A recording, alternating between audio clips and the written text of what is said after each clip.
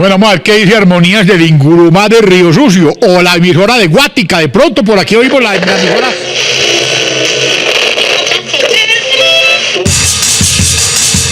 A la barbería llega el doctor Otto Morales Benítez, el estadista, el hombre de la paz, el hombre de las grandes reformas laborales, el hombre que acompañó a Gaitán durante su último periplo.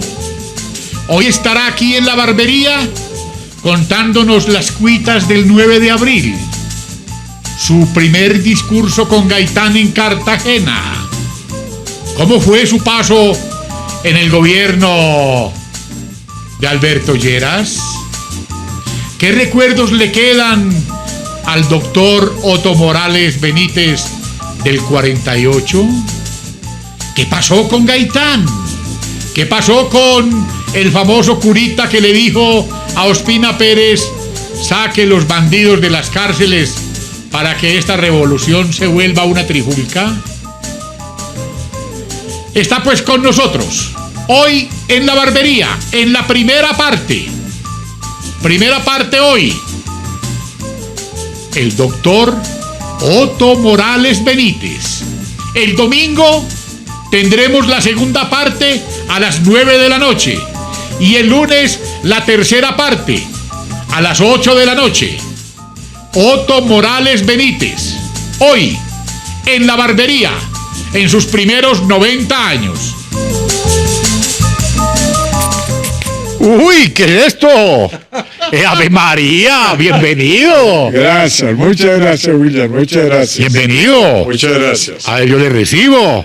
Muchas gracias. Gracias, señor. Bienvenido, doctor Gracias, Otto. Gracias, gracias. A ver, qué honor tenerlo por aquí. ¿Cómo le parece el radio? ¿Qué recuerdos le trae? Me trae muchos recuerdos de Río Sucio, de Guática. De Guática, cuénteme de Guática. De muchas partes. De Guática, ¿qué pasó con un radio en Guática? Que hay una anécdota muy buena. Ese es el comienzo, Sí. William, de la radiodifusión en Colombia. ¿Cómo fue? Cuéntenos, a ver. Sósimo Gómez Sósimo Gómez. tenía un almacén Sí. de radios en Pereira. Sí, señor. El personero de Guática estaba de paseo Sí. en Pereira comprando alguna cosa. Sí, señor. Pasó por allí en el momento en que la radio gritaba ¡viva el doctor Laureano Gómez! Uy, qué dicha. Que estaba hablando en la ciudad de Medellín. Sí, señor. Entonces Sósimo, que vio el entusiasmo del personero, Sí. le prendió todos los radios en esa estación en que gritaban ¡viva Laureano Gómez! Entonces el personero fue a Guática Sí.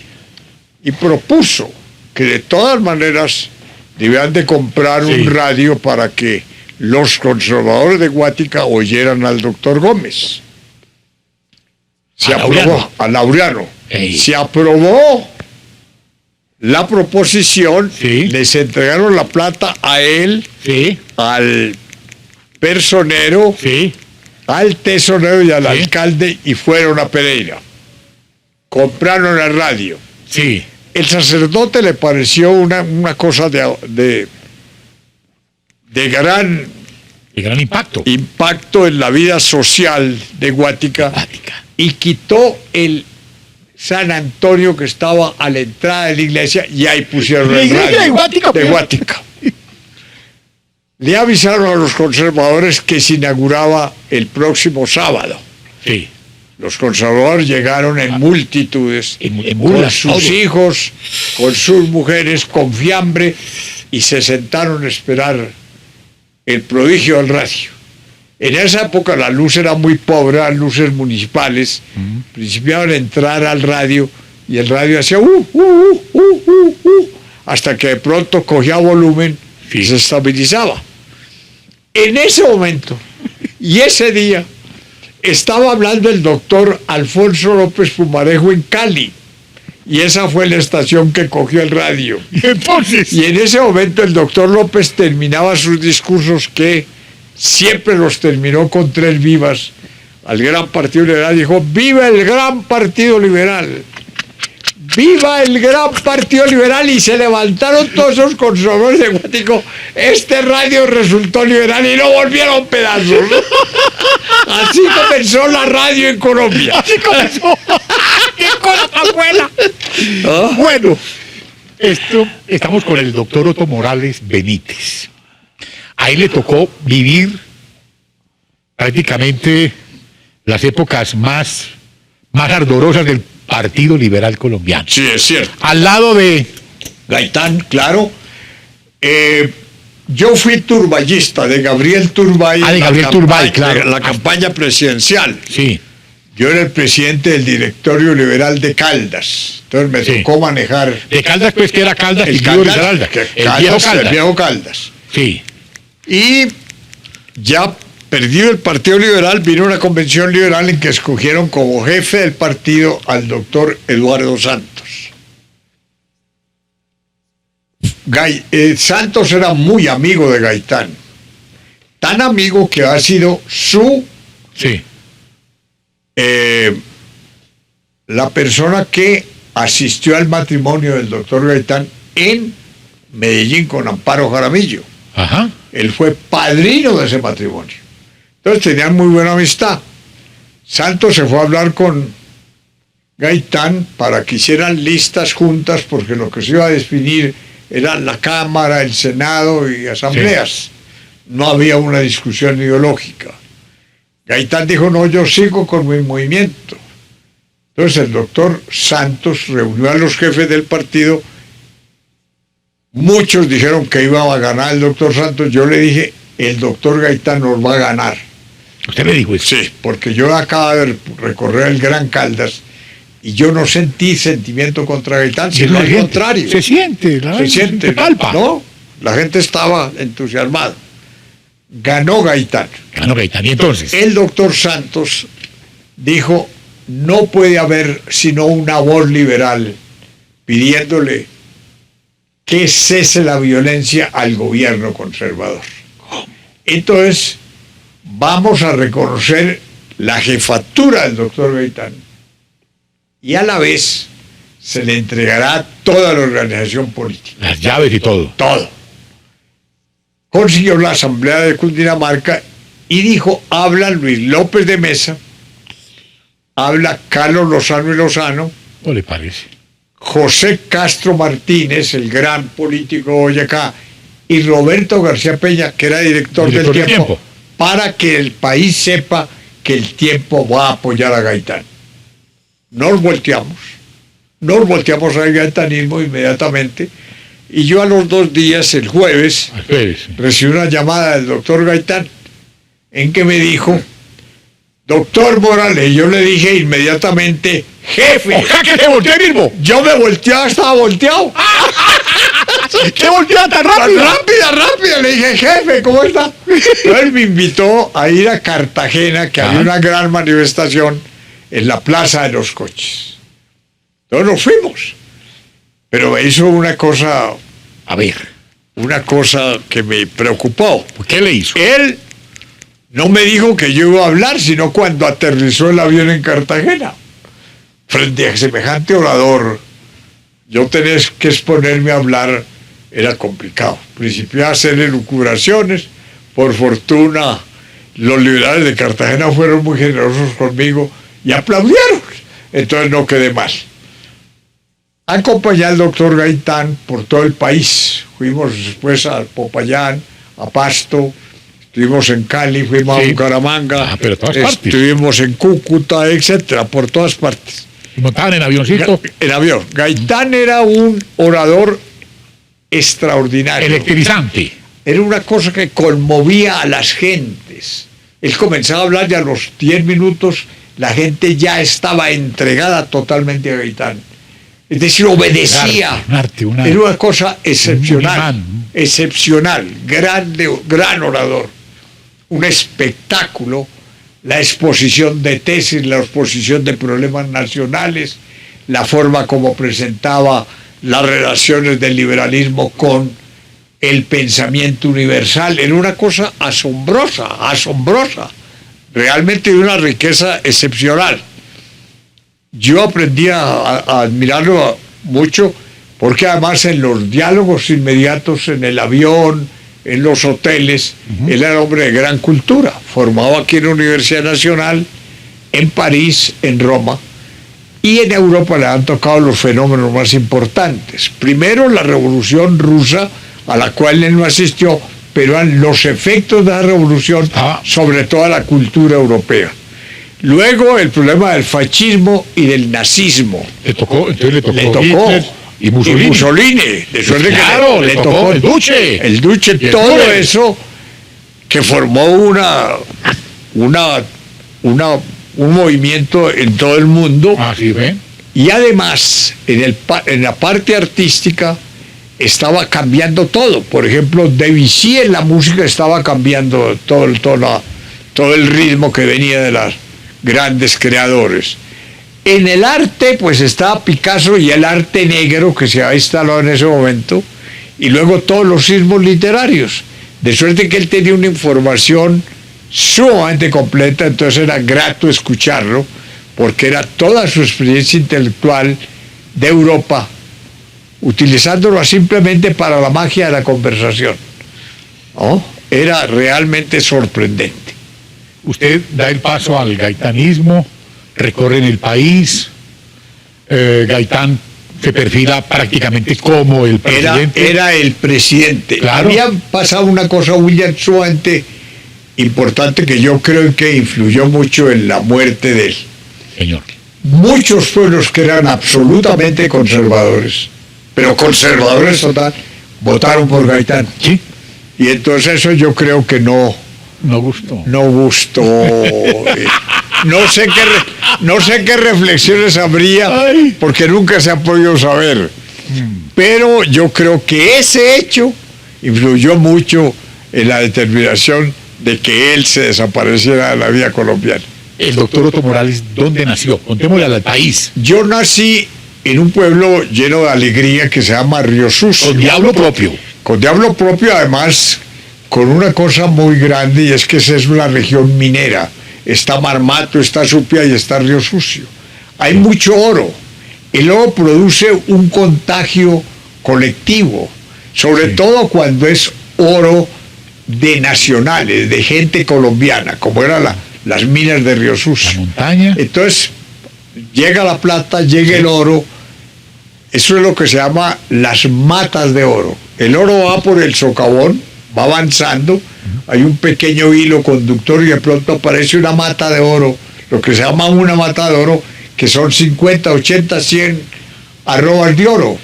Entonces son un espectáculo excepcional, porque los mineros son muy generosos, le daban plata a toda la gente que tenía necesidades y reunían todas las orquestas y ponían el trago libre.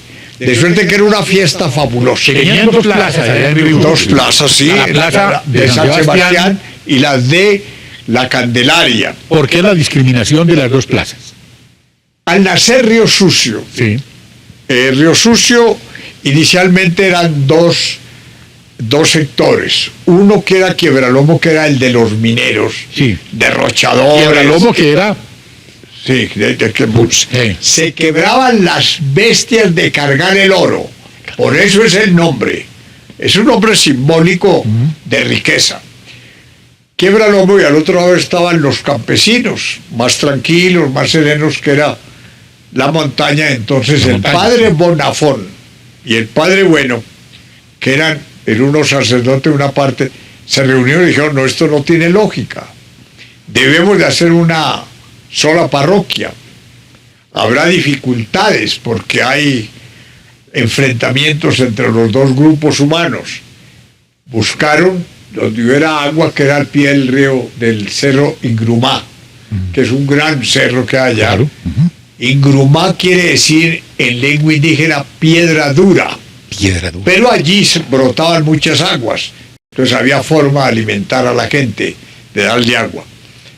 Se hizo la fundación, se dice que un 7 de agosto de 1819, cuando estaba Santander dirigiendo la batalla de Boyacá, porque esa batalla dirigió Francisco de Pablo Santander en compañía de Anzoátegui y de Sublet. Bolívar estaba en Tunja, suerte que no le tocó pelear. En ese momento se hizo entonces, como había tanta dificultad entre los de Quiebralomo, entonces resolvieron hacer dos iglesias para hacer misas una semana y un domingo en un lado y de manera que la gente se fuera viendo, fuera llegando a un sitio de paz, de amor a Dios, que era la iglesia, donde no podían pelear. Pero esos sacerdotes que tenían mucho ingenio dijeron, hagamos otra cosa, no casemos sino gente que sea de un lado y del otro lado. Entonces principiaron a inclinar a las gentes de la montaña que coquetearan con las niñas de Quiebralomo y a los muchachos de Quiebralomo que enamoraran a las de la montaña. Y en esa forma se fue haciendo la integración rioseña. Vamos a una pausita, porque ahora vamos a hablar de los Garner Nichols, de la influencia inglesa allá, porque para luego trasladarnos a la cosa nacional, porque vamos a hacer 3 especiales con el estadista, con el historiador, con el gran jefe liberal que es usted en sus primeros 90 años. Esta es la primera parte, vamos a una pausita y continuamos.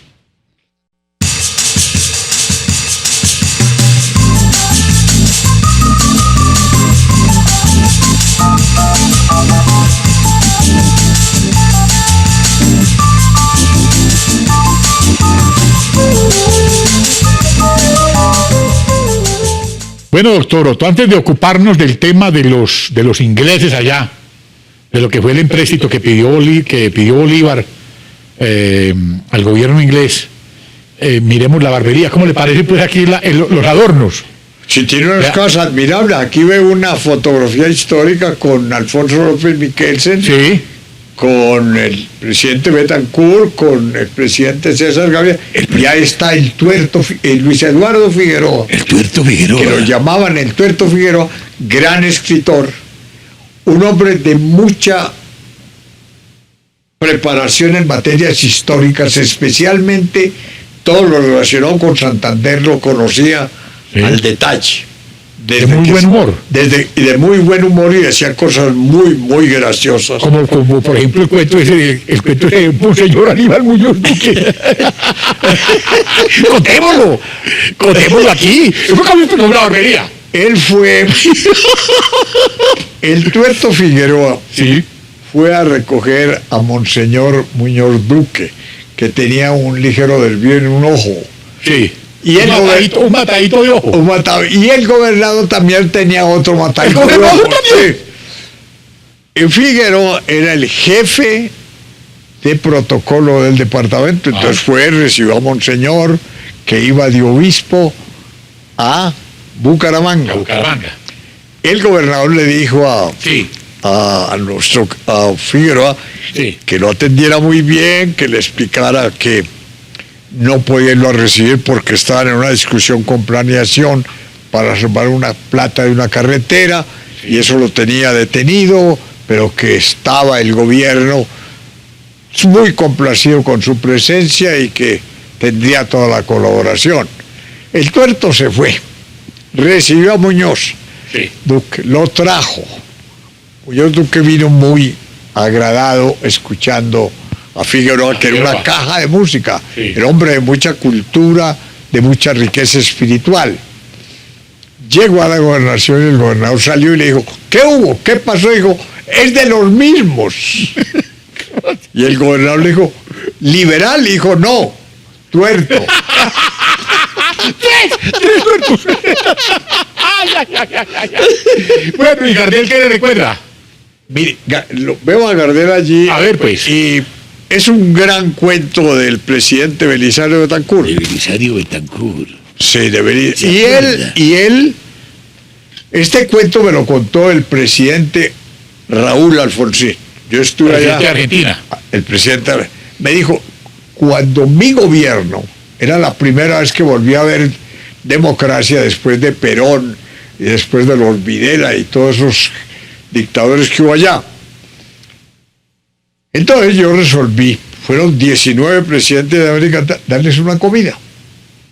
Entonces, para eso exigí que escogiera la gente más prudente, la más discreta, la que no preguntara cosas inconvenientes, la que no hiciera comentarios desproporcionados. Me sentaron al frente al presidente de la Corte, al presidente del Consejo de Estado, al presidente de la ANDI, de la Argentina, gente de primera categoría. Yo, me decía Alfonsín, era muy amigo del presidente Betancur y le tenía mucho aprecio y mucha admiración. Entonces lo senté a mi lado. Sí. Y de pronto, en medio de la conversación y del almuerzo, oigo que el presidente de la Corte, que lo hemos puesto allí por discreto y por fino, por ser un gran jurista, lanza esta pregunta al presidente Betancur, que todos sabemos el amor a su Antioquia, el amor a su Medellín, el amor a su Magá. Y el presidente de la Corte, en una forma imprudente, le dice: presidente Belisario Betancur, cuénteme una cosa. Ese pueblito donde se quemó Gardel, queda cerquita de Bogotá. Y naturalmente Belisario, que se sintió incómodo porque eligieron pueblito a Medellín, volteó con mucha alegría espiritual, como siempre, le dijo: señor presidente de la Corte, ¿cuál Gardel? Y dice Alfonsín que esa fue su venganza, esa respuesta de Belisario. Claro. ¿Cuál Gardel? Su relación con Belisario y con el presidente Betancur Ha sido muy íntima, muy amable. Muy amable, llena de cariño, de cordialidad. Porque estuvimos juntos en la universidad. ¿Estudiaron juntos? Él iba un poquito atrás porque él es menor que yo. Ah, él es menor. Y él, sí. ¿Cuántos años?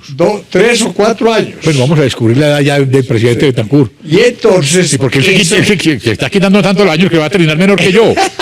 Y él estudió conmigo y además yo dirigí el suplemento Generación del Colombiano con Miguel Arbeláez Sarmiento. Como el presidente Betancur tenía desde esa época ovación de escritor, hacíamos parte del grupo. Además, con el gran escultor, el hombre de ingenio en el arte maravilloso, esa figura extraordinaria de América Latina que se llama Rodrigo Arenas Betancur. Rodrigo Arenas Betancur. Estuvimos con él siempre fuimos sus amigos. ¿Tomaron siempre aguardiente juntos? Yo he tomado muy poco aguardiente porque no me ha gustado. Se los tomaba Belisario por usted. Los demás amigos todavía, a mí me gustaba era conversar. Claro.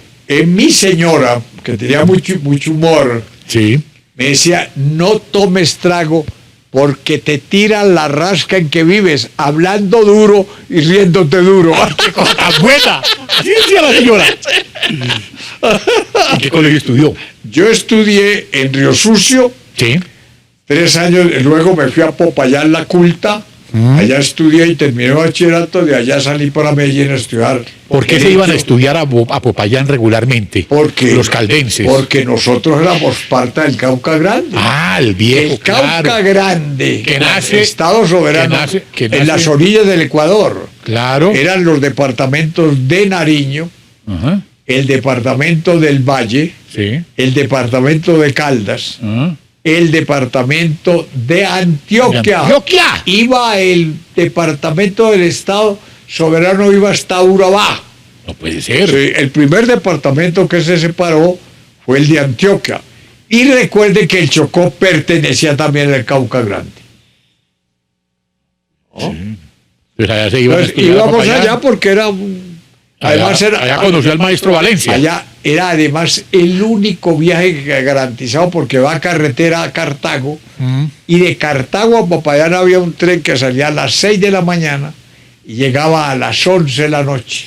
Un viaje muy hermoso porque nosotros de tierra fría, de tierra montañosa, pues nuestras mujeres que no tenían mucha riqueza se vestían con unos vestidos fuertes, de paños fuertes, de lanas muy fuertes.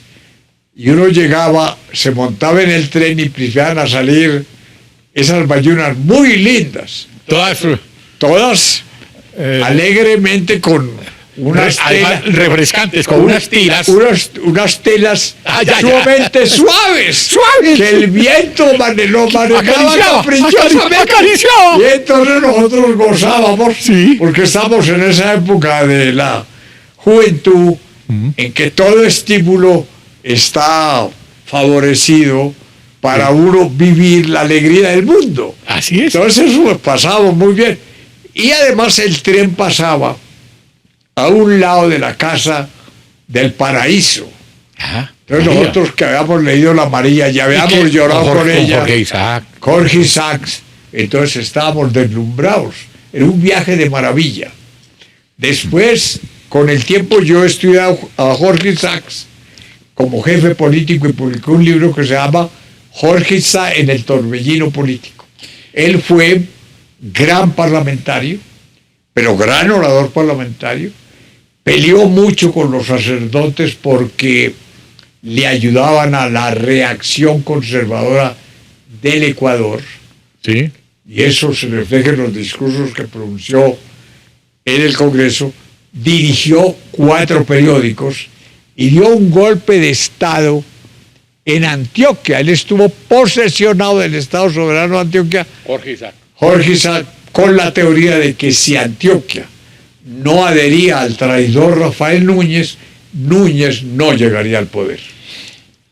El próximo domingo estaremos con el doctor Otto Morales Benítez aquí nuevamente. Hablaremos del 9 de abril. Hablaremos cómo fue lo de Gaitán. Le contaremos a Colombia. A Colombia. Su paso por los ministerios. El domingo daremos la segunda parte, el lunes la tercera parte. Oye. En sus primeros 90 años estuvo hoy. Primero la motilada, Sí, sí. luego la afeitada, La afeitada. y después Yo no soy la capaz, capada. no soy capaz No de es capaz, pensar que me no pueda es capaz, pasar. no es capaz, no es capaz. No soy capaz de pensar. Seguimos el domingo. El domingo. A las 9 de la noche. Muy bien, muy bien.